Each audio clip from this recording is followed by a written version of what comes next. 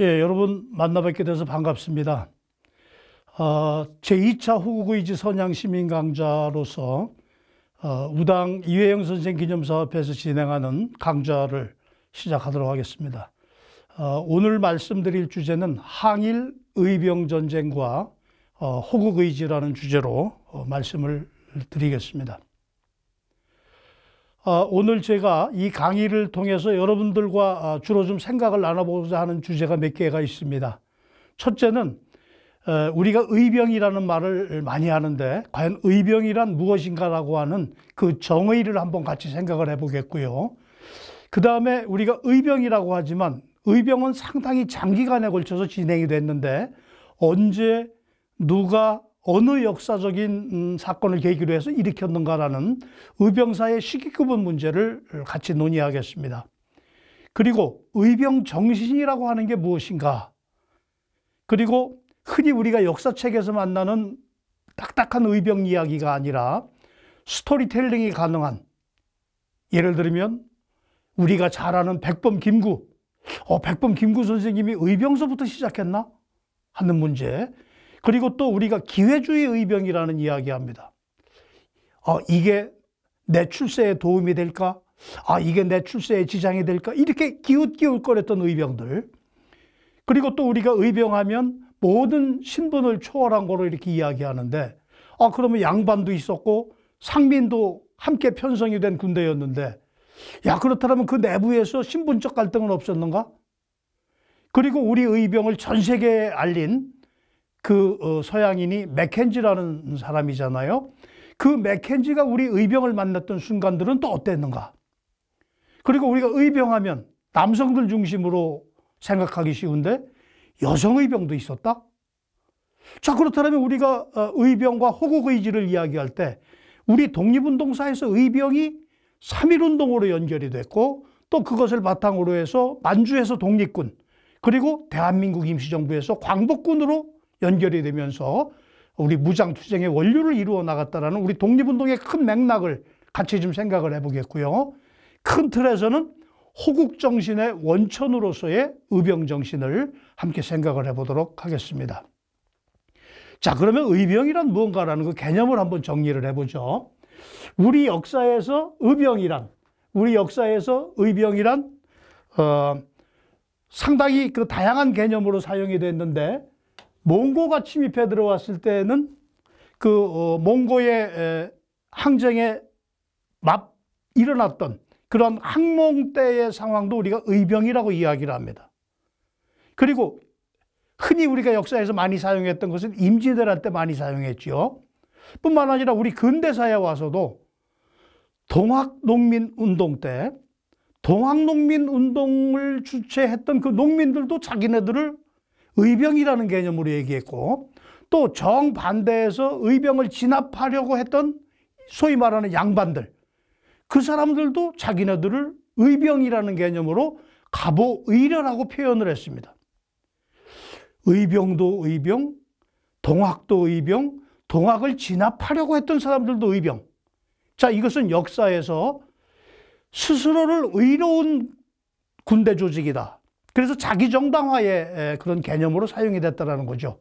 그런데 이제 오늘 제가 말씀드릴 의병이란 한말의 국권회복운동으로서의 시간성과 역사성을 지니는 그런 의병을 말씀을 드리고자 합니다.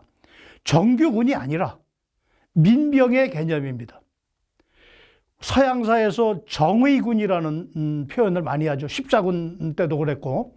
그러다 이 서양사에서 말하는 그 정의군이라는 개념은 라이쇼스 암이라고 이렇게 번역을 합니다. 정의롭다라는 뜻이죠. 그런데 이 서양사의 개념과 우리 의병의 개념이 반드시 일치하지는 않습니다. 우리나라 근대사에서의 의병이란 자원의 성격, 의용군의 성격의 그런 의미를 갖고 있는 발리언티어라는 그러한 개념으로 사용을 하고 있다는 거죠. 의병이라는 것을 가장 정확하게 개념 정의하신 분은 대한민국 제2대 대통령을 지냈던 백암 박은식 선생이 지은 저서에 의병은 민군이다 그랬습니다. 정규군이 아니라는 말이죠. 민군으로서 국가가 위급해졌을 때 곧바로 의의를 들어서 일어나가지고 조정의 징벌을 기다리지 않고 적개심을 지니고 침략자와 싸웠던 그 조직을 의병이라 한다. 이렇게 이야기합니다. 그런데 이 의병은 역사적인 계기에 따라서 발생을 했고 시기에 따라서 그 이념이나 주체자들의 성격이 다르다라고 하는 거죠. 특히 우리가 중요하게 이해하여야 할 것은 의병이란 우리 한국 군대를 계승하고 독립군으로 발전해 갔기 때문에 우리나라 한국 군사에 있어서 정통성을 지닌다. 이렇게 이해를 하시면 되겠습니다. 자, 그렇다면 의병은 언제 일어나서 어느 계기로 어떻게 전개되어져 나갔는가? 즉, 그 봉기의 원인, 참여층의 이념과 주체의 변화가 있습니다. 아마 오늘 강의를 들으시는 분들 중에서 조금 학교를 다니신 지가 오래되셨거나 연세가 드신 분들은 대개 이분법적으로 배운 분이 많을 거예요. 전기의병, 후기의병. 그리고 조금 그것이 역사 연구가 발전하면서 3분법으로 나뉩니다. 전기의병, 중기의병, 후기의병. 또는 이것을 간지를 사용을 해서 을미의병, 을사의병, 정미의병 이렇게 표현하게 되었습니다. 그런데 연구가 진전됨에 따라서 좀 더 세분화가 되고 있습니다. 그래서 지금은 저희들이 학교에서 의병사의 그 시기 구분을 가르칠 때에는 5분법의 기준에서 가르치고 있습니다. 이 5분법 5개로 시기 구분을 나눈다. 전기의병, 중기의병, 후기의병, 종전의 3분에서 2개가 추가가 됩니다.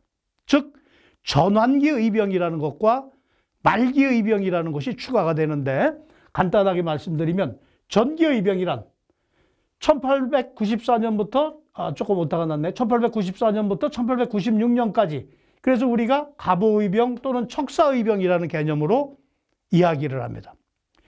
그 다음 중기의병은 주로 을사늑약을 전후해서 1904년부터 1907년까지 이때 일어났던 의병을 우리가 중기의병이라고 하고 후기의병은 1907년이 중요한 우리 그 전기가 됩니다.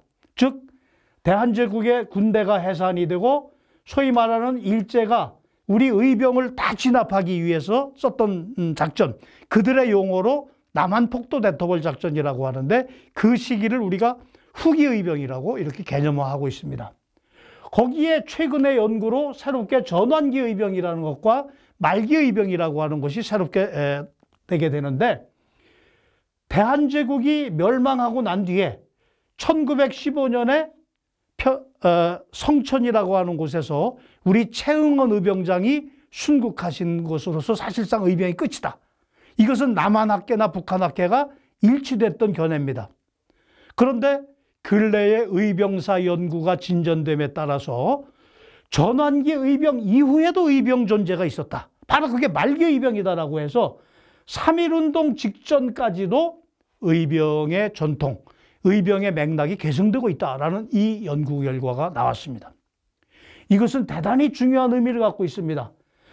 의병이 3.1운동 때까지 계속되고 있다라고 하는 것은 이따도 다시 한번 말씀드립니다만은 우리 한국 독립운동사에서 거대한 맥락을 이루고 있는 의병이 일제강점기 최대의 독립운동인 3.1운동과 연결되고 있다라고 하는 것은 일제가 우리 3.1운동을 폄하하기 위해서 윌슨의 민족자결주의 아니면 뭐 3.1운동은 어림도 없다 뭐 이따위로 이야기하고 있는데 그게 아니라 3.1운동은 일찍이 한말 국권회복운동으로부터 일어났던 우리 의병이 시작이 돼서 진행이 되고 있다. 이렇게 설명이 가능한 거죠. 즉 일제의 식민사학을 타파할 수 있다.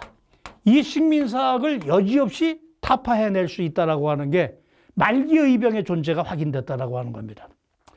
그런데 동시기에 의병과 함께 국권회복운동을 일으켰던 것이 계몽운동이었습니다. 의병과 계몽운동인데 의병은 총칼을 들고 일제에 맞서 싸우자는 거고 계몽운동은 아직 우리가 총칼을 들고 싸울 만큼 준비가 안 돼 있고 실력이 부족하니까 학교를 세우고 민족교육을 실시하자. 그래서 이제 했던 게 계몽운동이잖아요. 목적지는 같은 겁니다. 기울어져 가고 있는 우리 국권을 일으키자. 이게 국권회복운동으로서 의병과 계몽운동인데 방법론만 달랐을 뿐이죠. 그런데 이 방법론이 달랐기 때문에 의병과 계몽운동론자들은 상호 간의 알력과 충돌과 대립을 빚었습니다. 그게 바로 경상북도 안동에서 일어났던 소위 말하는 협동학교 사건이라는 것인데, 협동학교라고 하는 것은 안동 지역의 우리 혁신 유림들, 계몽운동을 펼치던 분들이 세운 학교예요. 그런데 똑같이 국권회복 운동을 하던 의병들이, 계몽론자들이 세운 그 협동학교를 사격을 하면서 습격을 해갖고 교사를 쏴 죽이고 학생을 쏴 죽이는 이러한 불상사가 생겼던 거죠. 목표는 국권회복운동이라고 하는 것으로 같았지만 방법론이 달랐기 때문에 의병과 동시기에 진행되었던 계몽운동과는 대립과 알력이 있었다. 그런데 바로 이러한 대립과 알력이 극복되고 우리 독립운동의 큰 본류로 함께 합류했던 게 바로 3.1운동이었다라고 이렇게 우리가 이해를 하면 되겠습니다. 자, 이제 몇 가지 좀 의병을 좀 스토리텔링화해서 살펴보도록 하겠습니다. 아마 강의 들으시는 분들 중에서는 의병이 최초로 일어난 게 언제냐 하면 명성황후 시해 사건, 단발령 이런 것을 생각을 해서 1895년이 최초다 이렇게 알고 계신 분들이 의외로 많습니다. 얼마 전까지는 그 말이 맞았죠. 그런데 역시 의병사 연구가 진전됨에 따라서 그 이전에도 의병이 있었다는 사실이 밝혀졌습니다. 즉 가보에란이라는 사건이 1894년 7월 23일 새벽에 일본이 우리 왕이 계신 경복궁을 총질을 하고 습격을 해서 점령을 한 사건입니다. 지금 제가 어느 방송사에서 진행되었던 가보에란을 소재로 했던 그 영화 사극의 그 컷을 카피를 해서 보여드리고 있습니다만은 가보에란, 가보년의 외놈들이 일으킨 난이다. 그래서 가보에란이라는 표현을 씁니다. 그런데 도대체 1894년 7월 23일 날 가보에란이 일어나자마자 이게 그 당시 우리 양반 유림들에게 또는 우리 백성들에게 어떻게 받아들여졌느냐. 우리 역사에서 3대 치욕이다 이렇게 받아들여집니다. 임진왜란에서 병자호란 그리고 가보에란으로 연결이 되는 우리나라의 그야말로 씻을 수 없는 3대 치욕이다.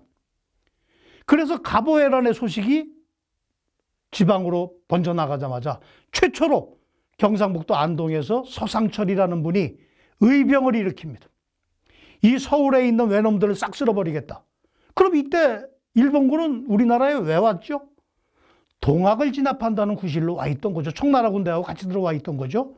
그런데 사실 그때 일본군은 동학 진압, 그건 명분에 불과했죠. 사실 그들의 속셈은 우리나라에 군대를 보낸 김에 청나라가 독식하고 있는 우리나라에서 이권을 뺏어먹자라고 했던 것이죠. 이게 최초로 의병이 일어나게 됩니다. 그래서 우리가 일제강점기 36년이라고 이야기하지만 1894년에 최초로 의병이 일어나서 항일운동은 이때부터 1945년까지 51년 동안의 항일운동의 오랜 전통을 지니고 있다. 이렇게 이야기를 합니다. 그런데 우리 국민들 줄이 단발령은 되게 잘 알고 계신데 잘 모르시는 게 변복령이라는 걸, 가보년에 내렸던 변복령이라는 걸 잘 몰라요. 변복령이라는 건 뭐냐면 하얀 옷 입지 말고 옷 갈아입으라는 거잖아요. 변복하라, 옷 갈아입으라는 거예요. 자, 이것이 그 당시 사람들에게 어떻게 받아들여졌는가. 특히 화서 이양로를 수장으로 하는 우리 화서학파 유림들에게는 망국으로 받아들여집니다. 그래서 이 당시 화서학파를 이끌던 유인식이 이러한 변복령을 말하는 외놈들과 그 외놈들에게 붙은 친일 인사들, 이들을 성토하다가 우리가 죽고, 성토하는 건 부르짖고 욕을 한다는 말이죠. 그 다음에 거의하다, 거의라는 거 의병으로 일어난다는 말이죠. 의병으로 일어나다가 죽고, 성왕, 임금님의 돌을 수호하다가 죽는 게 선비의 돌이다. 이렇게 받아들이게 됩니다. 그렇기 때문에 지금 이제 역사학계에서 끊임없이 논의되는 것이 뭐냐 하면 초기 의병을 어떻게 볼 거냐라는 거죠. 이건 유림들이 유림운동 차원에서 벌인 건가? 아니면 항일운동 차원에서 벌인 건가? 여기에 대해서는 끊임없이 논란이 벌어지고 있습니다. 그 다음에 이제 여러분들 잘 아시는 게 을미사변, 소위 말하는 명성황후 시해 사건. 국수보복론이라는 게 크게 일어납니다. 국수, 나라의 원수를 갚자라는 거죠. 여기에 단발령이 기름을 확 끼얹었습니다. 그래서 면함 최익견 선생 같은 경우는 도끼를 들고 올라와서 대궐 앞에 엎드려서 이 단발령을 거두어 달라는 내 상소를 받아들여 주지 않으려면 이 도끼로 내 목을 쳐주시오라고 아주 강경하게 단발령을 반대하는 그러한 상황이었죠. 이러한 때에 화수학파의 대표였던 유인석이 화수학파 대표들을 제천으로 집합시킵니다. 왜 제천이었느냐?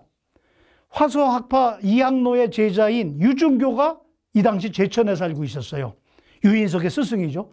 그러니까 유인석이 자기 스승인 그 유중교를 찾아와서 스승님, 지금 나라가 이렇게 망해가고 있는데 과연 우리 선비들이 어떻게 하여야 하겠습니까? 라는 걸 스승에게 구하고 화수학파들이 여기에서 앞으로 나아갈 길을 정하게 됩니다. 자, 이제 몇 가지 특이한 경우를 보죠. 김창수 의병이라는 겁니다. 아마 여러분들 제가 지금 영화 포스터 보여드리고 있습니다만은 대장 김창수라는 영화가 있었죠. 바로 이 대장 김창수가 우리 백범 김구 선생님의 젊었을 때 이름이 김창수였잖아요. 신민의 사건 때 김구로 이렇게 감옥 안에서 이름을 바꾸시게 되는데 김구로 개명하기 전에 김창수라는 이름을 쓰실 때에 명성황후 시해 사건에 분개해가지고 그 일본군 장교를 죽였다. 물론 이제 그 백범 일지에는 일본군 장교로 나오지만 또 다른 자료에는 일본 상인이라고 이렇게 기록되어 있습니다만 그거를 영화화했던 게 김창수인데 이 거의 같은 시기에 김창수는 김구 선생이죠. 김창수는 강계 지역에서 의병으로 봉기합니다. 그러니까 우리 백범 김구 선생에게 있어서 초기 민족운동은 동학과 의병으로부터 시작했다. 이렇게 말씀드릴 수 있는 거죠. 그 다음에 기회주의 의병? 이게 무슨 말이야? 의병이 무슨 기회를 받단 말이야? 바로 홍주 관찰사였던 이승우의 사례입니다. 홍주라고 하는 것은 지금 그 충청남도 홍성을 말하는데 예전에는 거기가 충청도에 관찰사가 있을 정도로 큰 지역이었죠. 그 관찰사였던 이승우라는 사람은 그 이전에 동학을 진압했던 공로로 관찰사로 승진한 사람입니다. 그러니까 이 사람이 정세 판단을 하는 거예요. 야, 내가 요 직전에 동학 때는 이래서 내가 출세했는데 지금 의병이 일어나? 내가 의병으로 가담하는 게 내 출세에 도움이 될까? 이런 판단을 하다가 관찰사가 자기 휘하의 각 군의 군수들에게 공문을 보냅니다. 의병을 모집해서 데리고 와라. 사실 관찰사나 군수가 해야 했던 일은 각지에서 일어나는 의병을 진압해야 되는 일이었죠. 그런데 이승우는 야, 내가 의병으로 참전하는 게 내 출세에 도움이 되겠다. 그래서 의병 징발령을 내린 거예요. 그래서 각 그 홍주 관하의 의병들이 좀 의아하게는 생각했지만 군수들이 의병을 모아갖고 이제 홍주성으로 들어옵니다. 그런데 그때 이승우가 생각이 바뀌어요. 아이고, 이거 내가 판단을 잘못했구나. 내가 이거를 잡아야지 출세에 도움이 되는구나. 그래서 의병을 모아오라고 해놓고 정작 모아오니까 그냥 막 다 체포해버리는. 그래서 홍주 의병이 실패로 들어가게 되는데 이걸 우리가 기회주의 의병이라고 이야기합니다. 자, 그리고 이제 아주 중요한 게 이 시기에 우리 의병들의 상황을 보여주는 게 화수학파의 소위 말하는 처변 3사. 처변이라는 것은 국가 변란을 맞이해서 우리 양반 유생들이 할 수 있는 일이 뭐냐? 세 가지가 있다라고 본 거예요. 첫 번째, 거의소청, 줄여서 거의라고 하는데 의병으로 일어나자는 겁니다. 의병을 일으켜서 우리나라를 침탈해오는 이 외놈들을 싹 쓸어버리자. 의병으로 일어나자. 이건 이제 의병으로 일어나자는 거죠. 자, 두 번째는 거지수구. 도해, 바다로 건너가가지고 어디 멀리 떨어져서 그저 우리 주자학적 가치나 지키고 양반 채통을 지키자. 자, 이거는 망명하자라는 겁니다. 그리고 세 번째는 치명수지. 우리 목숨 바쳐서 우리 뜻을 지키자. 그래서 자정치명이라고도 합니다. 이거는 다 자결하자라는 겁니다. 이 세 가지 방법을 놓고 화수학파 유림들이 치열하게 논의를 합니다. 이 논의 때 유인석이 내린 결론은 우리 의병이라면 이 세 가지 중에 어느 것을 선택해도 무방하다라고 이야기를 하지만 우리가 의병을 일으키기에는 뭐 지금 힘도 부족하고 뭐 등등의 이런 판단을 내리기도 합니다. 그렇지만 결국 이 화수학파의 처변 3사의 의논의 결과 우리 의병으로 전기의병이 크게 일어나는 결론을 여기에서 냈죠. 그래서 결국은 제천에서 전국의 화수유림들에게 의병으로 봉기하라는 이게 전기의병이 확 도화선을 이루게 되죠. 자, 좀 전에 말씀드렸던 전기의병은 주로 의병장이 양반이었습니다.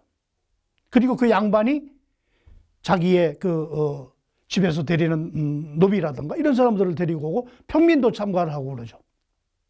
그러다 보니까 의병진 안에는 양반, 중인, 상민, 신분이 막 뒤섞여져 있었어요.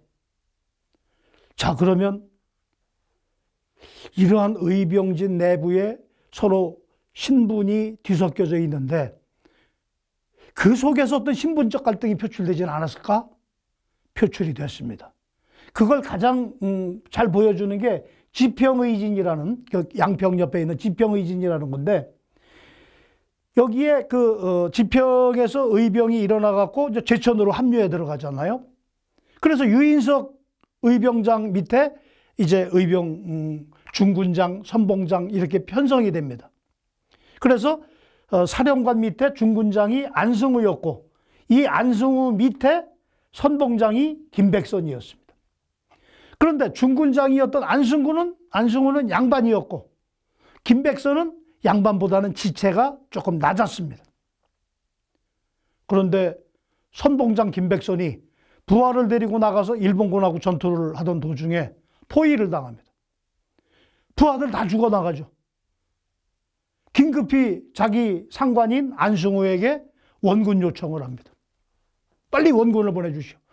우리 부하 다 죽어나갑니다. 근데 원군이 오지 않았어요. 겨우 김백선이 포위망을 뚫고 혼자 살아서 제천의 본영으로 복귀합니다. 그리고 술을 그냥 막 들이키고 칼을 뽑아서 항의를 사령관이었던 유인석 앞에서 칼을 뽑아 들고 원군을 보내주지 않은 것에 대해서 강력하게 항의를 해요. 그때 사람들 사이에 수근거림이 있었다. 이게 기록에 나와요. 문집에. 그 수근거림이라는 게 뭐였는가? 만약에 김백선이 양반이었더라도 지체 높은 양반이었더라도 그렇게 죽어가도록 원군 안 보내주고 내비뒀겠느냐? 이러한 수근거림이 있었다. 그런데 사령관 앞에서 술이 취해서 칼을 뽑아들고 했다라는 것은 군령 위반이죠. 그래서 유인석이 우리가 이제 읍참마속의 심정이다 그러잖아요. 정말 읍참마속의 심정으로 이 김백선을 목을 뱁니다.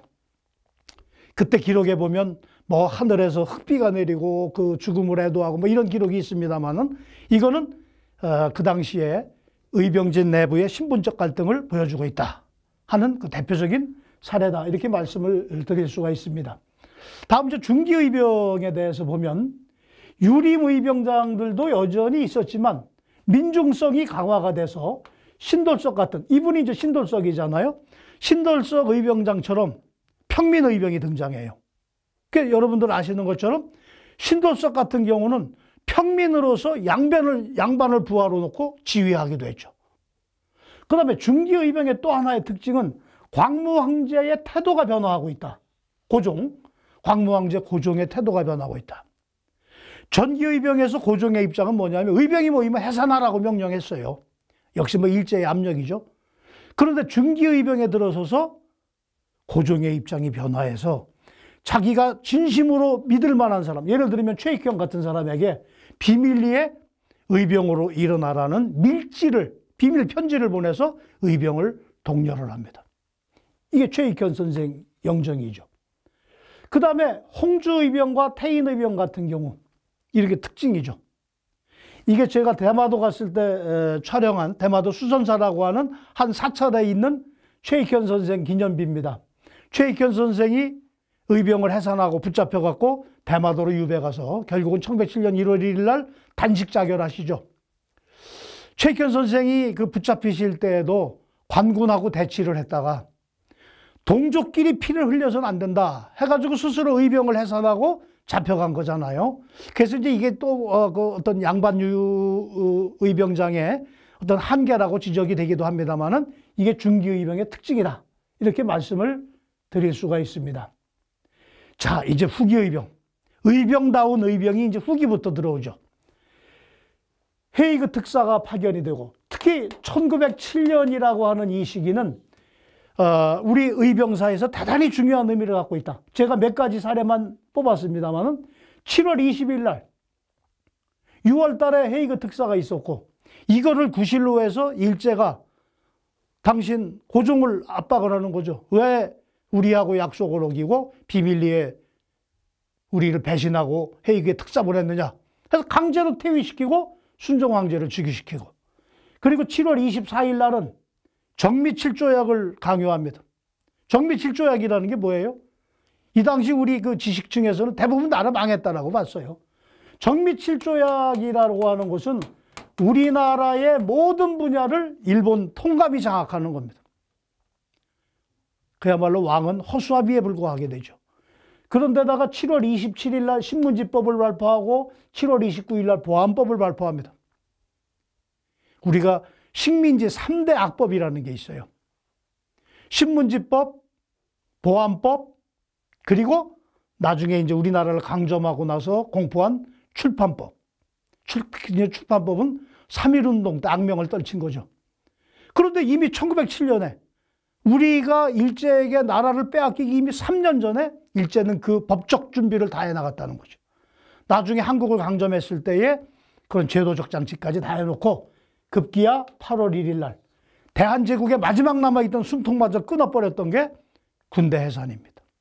자, 헤이그 특사 세 분의 사진. 그리고 이게 아주 재미있는 사파인데 프랑스 신문에 실렸던 우리 태극기가 보이죠? 1907년에 군대 해산을 당했을 때 해산당한 우리 해상군인이 서울 시내로 뛰쳐나와서 일본군하고 시가전을 벌이는 것을 프랑스 신문에서 사파로 보도한 겁니다. 그러니까 이제 해산군인들이 항전을 하게 되죠. 그래서 지금 이름이 확인되는 해산군인 출신들만 의병을 보더라도 88명이 보이는데 장교, 준사관, 병졸 다 보입니다. 지금 이 사진은 13도 의군이 13도 창의군이 동대문 이 부근까지 온 거죠. 그래서 왕산 허위가 이끄는 창의대장은 이인영이라는 분이었는데 군사장이 허위였어요. 그런데 일이 생겼습니다. 13도 창의군을 이끌던 창의대장 이인영이 부친상을 당했던 거예요. 그래서 나는 아버지 장례를 모셔야 되겠다 해서 고향으로 내려가 버립니다. 그러니까 그 다음 군사장이었던 허위가 창의군을 이제 지휘를 하게 되지요. 이때 허위의 공로가 아주 큽니다. 허위는 법률가잖아요. 그러니까 역시 법률가답게 우리나라에 와 있던 여러 국가들의 영사관에다가 공문을 발송해요. 그래서 우리 의병을 교전단체로 인정해달라. 그래서 우리 의병을 국민전쟁이나 자유전쟁의 차원으로까지, 전쟁의 개념으로까지 승격시킨 그분이 바로 왕산 허위 선생입니다. 지금 이 청량리 근처까지 진출을 했죠. 왕산로라고 하는 도로 이름이 있지 않습니까? 이게 이제 이 13도 창의군을 이끌었던 허위 선생을 역사적으로 기념하기 위해서 도로 이름을 그렇게 붙였던 것인데, 후기 의병을 우리가 의병 전쟁으로 이렇게 개념화하고 있는데, 특히 평민의병이 부각이 됐다. 민중운동으로서 더 확대 강화되어져 나갔다. 이렇게 말씀을 드릴 수가 있습니다. 자, 그런데 이 후기 의병이 아주 일제의 만행적인 탄압에 직면하게 됩니다. 1909년 9월 1일부터 10월 30일까지 만 2개월 동안 걸쳐서 일제가 소위 말하는 남한폭도 대토벌 작전이라는 것을 시행합니다. 남한이라고 하는 것은 충청, 경상, 전라 지역을 말하는 것이고, 폭도라는 것은 뭐 일제의 관점에서 말하는 거지만 의병을 말하는 겁니다. 그런데 얼마만큼 일제가 우리 의병을 탄압하기 위해서 주도 면밀하게 작전을 짰느냐 하면 3단계로 작전을 짭니다. 먼저 1단계는 의병의 중심을 남원으로 보고, 남원을 기점으로 해서 고흥, 광주, 영광으로 이어지는 지대를 샅샅이 훑는 겁니다. 그러니까 그 포위망에서 빠진 의병들이 이제 그 주변 지역으로 이렇게 흩어지잖아요. 거기에서 2단계가 발동이 돼가지고 서남 해안에 이르는 지역까지를 다 초토화시킵니다. 그러면 이 포위망에서도 빠져나오면 우리 의병들이 갈 수 있는 곳이 이제 어디였겠습니까? 마지막이 무인도, 섬으로 들어가는 거잖아요. 그러니까 일제가 3단계로 도서지방, 섬으로 탈출한 우리 의병들을 잡기 위해서 무인도까지 수색을 해드려 버립니다. 자, 이 사진이 후기 의병을 대표하는 전해산을 비롯해서 23병의 의병장 사진들이 있죠. 그리고 이 옆에 사진첩이 일본군에서 소위 말하는 우리 의병을 다 때려잡고 이놈들 기준에서 그걸 기념하는 사진첩을 만드는 거예요. 그래서 1907년부터 1910년까지 몇 분의 우리 의병이 탄압을 받았는가? 18,000여 명이 희생당합니다. 사실 의병 전쟁이라고 말하지만 이것은 학살에 가깝다, 제노사이드에 가깝다라는 거예요. 자, 제노사이드라는 게 뭐죠? 다 잘 아시는 것처럼 제노사이드라는 것은 인종이나 국가나 이념이나 종교가 다르기 때문에 그것 때문에 상대방을 무참히 죽이는 걸 우리가 제노사이드라고 그러잖아요. 사실 우리가 의병 전쟁이라고는 말하지만 제노사이드적인 학살에 가깝다, 이렇게 말씀드리는 까닭은 이 시기에 우리 의병과 일본군과의 사상자 통계를 내보면 제노사이드라고 말해도 크게 무방하지 않다. 무려 131대 1입니다. 우리 의병이 일본군 한 명 쏴 죽이려면 몇 분이 희생당해야 했는가? 131명이 희생당해야 했다는 거예요. 왜 이런 처참한 통계가 나올까요? 먼저 조직이 다르죠. 일본군은 정규 군대 훈련을 받은 정규군이고, 우리는 글 읽다가 뛰쳐나가고 농사 짓다 뛰쳐나가고 아무런 군사훈련도 받지 않는 조직이잖아요. 그거보다 더 근본적인 이유가 있습니다. 바로 무기죠. 그 당시 우리 의병들이 사용할 수 있는 무기라는 게 고작 해봐야 화성총이고, 그 화성총이라는 것도 다 무장할 수도 없어서 몇 명만 갖고 있었던 거예요. 그런데 일본군은 대포, 기관총까지 다 갖고 있었잖아요. 무기가 비교가 되질 않았죠. 그래서 이러한 처참한 통계가 나오게 됐다는 겁니다. 자, 이제 전환기 의병으로 가게 됩니다. 전환기 의병이란 의병에서 독립군으로 전환되어져 나가는 것이고, 그 전환기 의병을 가장 대표하는 게 우리 안중근 의병입니다. 연해주 의병. 안중근 의사가 하얼빈에서 이토 히로부미를 처단하시고 붙잡혀서 신문을 받으실 때, 나는 대한의군 참모 중장이다, 나를 포로로 대우하라, 이렇게 말씀하셨습니다. 대한의군 참모 중장이라는 것은 의병 부대장이라는 것을 당신이 주장을 하신 것이죠. 그리고 국내 진공을 추진을 했는데 아마 여기 연해주 지역 답사 가신 분들은 여기를 다녀오신 분 계실 겁니다만은 지금 그 크라스키노라고 하는 우리나라하고 그 국경이 그렇게 멀지 않은 곳에 안중근 의사가 의병 활동을 할 때 동지들하고 진행했던 13도 의군 이것과 함께 진행했던 단지동맹비가 여기에 이제 있게 되지요. 그리고 우수리스크라고 하는 연해주 지역에 그 안중근 의사를 기리는 비석이 고려문화센터에 만들어져 있습니다.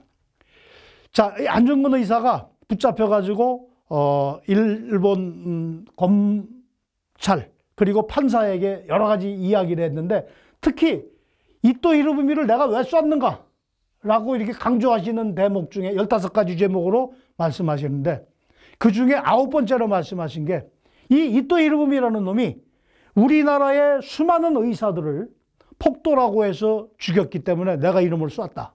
이렇게 말씀을 하고 계십니다.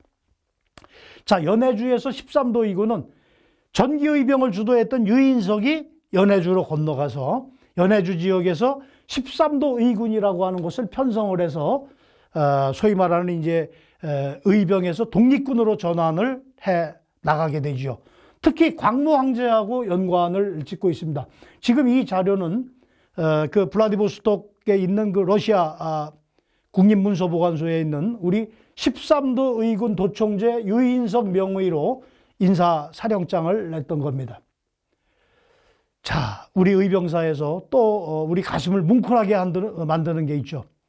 대개 아버지가 의병장으로 싸우다가 죽으면 아들이 그 뒤를 잇는데 거꾸로 아버지가 아들의 뒤를 이었던 경우가 있어요. 바로 그게 산남의진인 정용기와 정환직의 일인데 정환직은 고종의 시종관이었어요. 아주 그 고종의 최측근이었죠. 아까 말씀드린 것처럼 고종이 밀지를 통해서 의병으로 일어나라고 하니까 정환직이 자기 아들 정용기에게 가서 의병 모집해 갖고 의병을 일으키게 합니다. 그래서 산남의진이라는 것을 결성하게 되죠. 그 산남의진을 결성해서 의병을 하다가 결국은 뭐 그 의병이 유야무야 끝나고 말으니까 의병을 잠시 쉬는 동안에 이 정용기가 국채보상운동을 주도했다가 1907년 다시 후기 의병 때 의병으로 재기합니다. 그런데 1907년 9월 1일 날 전투에서 의병장이었던 정용기가 전사를 하니까 아버지가 아들의 뒤를 이어서 의병대장이 돼서 역시 아버지도 붙잡혀서 대구로 압송되던 도중에 순국을 하시게 됩니다. 지금 이 사진은 그와 관련된 사진들의 모음입니다. 자, 이제 맥켄지가 만난 후기 의병. 이게 맥켄지라는 분이고 이게 유명한 맥켄지의 맥켄지가 사진을 찍어서 국제사회에 우리 의병의 모습을 보도한 거죠. 그리고 이제 요 밑에 것이 어느 그 TV사에서 이걸 그대로 패러디한 그러한 사극을 방영을 했었는데 요게 그걸 그대로 했던 것입니다. 캐나다 출신의 런던 데일리 메일 기자였죠. 원래 이 사람은 친일적인 성향을 갖고 있었던 기자예요. 그래서 일본 왕으로부터 뭐 훈장까지 받았는데 점차 우리나라에 와서 취재를 하면서 일본의 만행을 보면서 야, 이거 일본 사람들이 아주 야만인이구나 그럽니다. 그리고 귀국해가지고 조선의 비극이라는 책을 저술을 했고 3.1운동의 상황을 정리해갖고는 자유를 위하여 싸우는 한국이라는 책을 또 냅니다. 그래서 전 세계에 의병과 3.1운동에 대해서 소개를 한 그런 외국인입니다. 그래서 2017년에 우리 독립유공자로서 건국훈장 독립장을 받기도 했죠.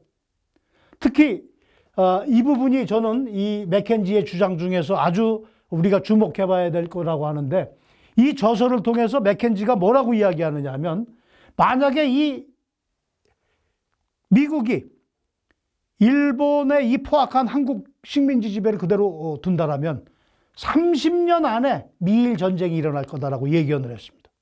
바로 일본의 진주만 공격으로 이게 역사적 사실로 입증이 됐죠. 그 맥켄지의 그 책자 중에 의병의 사진, 그리고 폐허가 된 그 책자에 보면 도로변에 판알이 폐허가 됐다, 이렇게 이야기를 하고 있습니다. 저는 이 부분을 아주 굉장히 가슴 아프게 읽었는데요. 의병을 만나갖고 인터뷰합니다. 당신 죽을 수도 있는데 당신 괜찮겠냐? 당신 죽는 게 두렵지 않냐? 하고 물어보니까 의병이 그렇게 대답합니다. 우리는 죽어야 할지도 모르죠. 그렇다고 해도 상관없습니다. 자유로운 한 인간으로 죽는 편이 일본의 노예로 생명을 부지하는 것보다 훨씬 나으니까요. 이 말에 맥켄지가 굉장히 감동을 받습니다. 그리고 이 인터뷰 기사가 나가면서 국제사회의 의병정신이란 무엇인가라고 하는 것이 알려지게 됐습니다. 그리고 이거는 의병장이 맥켄지에게 부탁한 겁니다. 우리에게 무기가 필요합니다. 총은 형편없고 탄약도 부족합니다. 돈이 있어도 살 수 없습니다. 당신은 외국인이라 여기저기 마음대로 돌아다닐 수 있으니까 제발 우리에게 총 좀 사주시오. 돈 줄게. 아까 제가 말씀드렸던 131대 1, 이런 처참한 통계가 나오는 상황에서 제대로 된 무기 갖고 한번 싸우고자, 이렇게 그 맥켄지에게 부탁을 했던 거죠. 물론 맥켄지는 이 부탁을 거절합니다. 맥켄지는 나중에 그렇게 이야기하죠. 나는 신문기자이기 때문에 정치적으로 중립을 지켜야 해서 한국 편만 들을 수도 없고 일본 편만 들을 수도 없어서 그 의병들의 제의를 거절했다고 이야기했습니다만은, 그렇게 총이 부족하고 총알이 부족하다라는 그 사실을 이야기합니다. 그리고 자, 이것도 아주 재미있지만 의병의 실상을 그대로 보여주는 겁니다. 처음에 이 맥켄지가 의병을 보고 깜짝 놀랍니다. 저 의병이라고 그래서 뭐 좀 제대로 된 무기 갖고 싸우는 그런 조직으로 알았는데 총도 형편없고 옷도 뭐 제대로 갖추지도 못하고, 아니 이 사람들이 의병이라니, 아니 이 사람들이 몇 주 동안이나 일본군에 대항해온 의병이라니 믿어지지 않는다. 결과가 뻔한 가망 없는 싸움을 벌여서 죽을 운명에 처해 있는 이들의 모습이 처량했다. 그러나 곧바로 자기의 글을 바꿨습니다. 왜? 그 빛나는 눈동자, 이미 그들은 그것만으로도 동포들에게 애국심이 무엇인가를 설명하고 있다. 정말 우리 의병을 국제사회에 제대로 알린 그러한 맥켄지라고 할 수 있습니다. 자, 그런데 경설국지 후에 우리 의병들은 산악으로 숨어서 계속 항전하거나 해외로 이동하거나 일반 주민 속으로 잠적해 들어있고 그런 경우가 많습니다. 술장수, 글방훈도 그런 것으로 숨어 있습니다. 그러나 우리가 화산으로 비유할 때 모든 활동을 멈춘 화산을 우리가 사화산이라고 하는데, 의병은 사화산이 아니었다. 언제든지 다시 화염을 뿜어낼 수 있는, 잠시 쉬고 있는 휴화산의 존재로 잠적해 있습니다. 자, 말기 의병 단계를 설정하는 것은 최응원 의병장이 나는 의병장으로 죽는다라면서 장엄한 최후를 맞이했습니다마는, 말기 의병의 존재를 이야기하는 것은 조선총독부 기관지인 메이신보에 보면 3.1운동 때까지 우리 의병이 활동하고 있다, 이게 확인이 됐다는 거죠. 그래서 의병에서 3.1운동, 이거는 3.1운동의 외인론과 타율성을 극복하고 식민사관을 여지없이 깨뜨릴 수 있는 그 근거가 된다라는 그런 말씀입니다. 여성의병도 있었다. 오늘 현재 전국의 독립유공자가 16,400분 정도 되는데 여성은 얼마나 될까요? 3%에 불과합니다. 493분인데. 자, 의병 중에 여성도 있었을까? 계셨습니다. 바로 윤희순 의병이 대표적인 분인데, 시간 관계상 상세한 말씀은 못 드립니다만 이분은 전기의병 때도 참여했고, 자기 시아버지가 의병 일으키니까 시아버지를 도와서, 또 자기 남편을 도와서 의병으로 참전을 하셨던 분인데, 특히 우리 의병사에서 중요한 거는 이분이 의병의 노래, 의병 가사를 만들었다라는 겁니다. 안사람 의병가, 의병군가, 병정가. 지금 이게 직접 그분이 작사한 의병 가사인데 지금 강원대학 박물관에 소장이 돼 있고, 이게 국가 근대문화재로 작년에 지정이 됐습니다. 그러니까 여성 의병장으로서 의병들을 모아서 투쟁하기도 했지만 여성 의병을 위한 의병가를 만들었다, 이렇게 이해를 하면 됩니다. 자, 그러면 의병을 보는 시각이, 우리는 당연히 독립운동이지만 일본 놈들은 그 당시에 어떻게 봤을까요? 일본 제국주의자들은. 그래서 제가 판결문을 하나 가지고 나왔습니다. 최성천이라는 우리 의병의 재판 판결문인데, 여기 보면 강도살인, 강도상인, 모살, 일본의 시각을 그대로 보여주는 거죠. 군자금을 모으니까 강도고, 친일파를 처단하니까 살인이고, 군자금 안 주면은 처단한다고 하니까 사기고 협박이고, 이런 거로 중형을 뒤집어 씌웠다는 거죠. 그러니까 분명히 우리가 볼 때는 독립운동이지만 일제가 볼 때는 강도살인으로 봤다. 그런데 일본 제국주의자들이 얼마나 교활하냐. 1919년 8월 29일 날 우리나라를 강점했잖아요. 경술국지당했죠. 감옥에 갇혀 있는 의병을 비롯해서 수많은 우리 애국자들을 풀어줍니다. 소위 말하는 합방대사령이라는 거 풀어줘요. 우리 민심을 사겠다라는 것이죠. 그러나 분명히 그들은 우리 의병을 강도살인으로 봤다라고 하는 겁니다.